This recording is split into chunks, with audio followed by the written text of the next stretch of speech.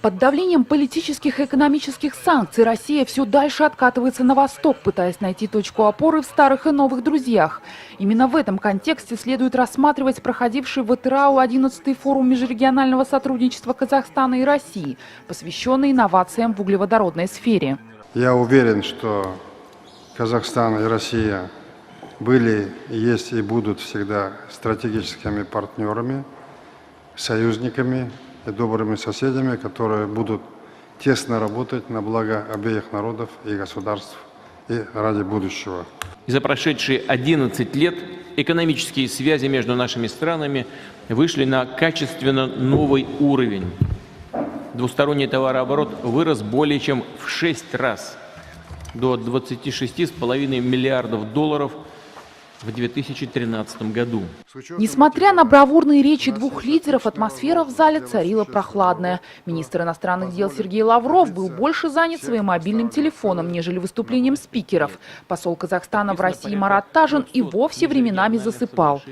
Все прекрасно понимали, что мероприятие формально и призвано продемонстрировать Евросоюзу и Соединенным Штатам тот факт, что Казахстан все еще числится в кремлевских друзьях. Других задач перед форумом не стояло. Возможно, именно этим объяснялась нескрываемая скука и равнодушие на лицах присутствующих. Кстати, из неофициальных источников поступила информация о том, что накануне встречи президент Назарбаев убедительно попросил Путина не затрагивать украинский вопрос. Хотя эта тема и вертелась на языке многих журналистов. Казахстанский лидер не желал портить отношения с сильными мира сего и продолжал упорно балансировать между двумя соперничающими сторонами. Кстати, журналистов к лидерам двух стран в этом году впервые не допустили. Всю прессу согнали в один зал, съемку вели только личные операторы президентов. Говорят, что когда во время подобных встреч нет повода для серьезного разговора, всегда возникает риск сотворить нечто, вызывающее иронию. Вот и в этом случае не обошлось без курьезов. Я лично не верю в альтернативную энергетику, ветровую, в том числе солнечную, которая как бы якобы заменит когда-то. Мнение, конечно же, неординарно, если принять во внимание, что весь мир сегодня придерживается иной точки зрения. Однако, когда мгновение спустя президент начал утверждать обратное, присутствующие слегка смутились.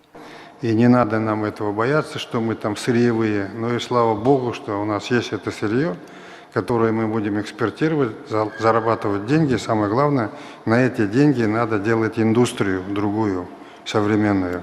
Какую современную индустрию он имел в виду, Ельбасы не уточнил. По-видимому, у казахстанского президента было свое понимание альтернативной энергетики. В заключении встречи участники торжественно подписали несколько договоров. В глаза присутствующих бросилась подчеркнутая помпезность ритуала. В условиях авторитарного режима, где все решения принимаются одним человеком, подобные процедуры лишены смысла. Есть ли еще желающие высказать предложение, выступить? Пожалуйста, есть такая возможность задать вопрос нам или межрегиональным отношениям между областями. Нет? Набитый до отказа зал ответил гробовой тишиной. Какие могут быть предложения и вопросы в такой ситуации? Без того все было предельно ясно. Тех, кто мог бы задать подобные вопросы, в зал заседания не впустили.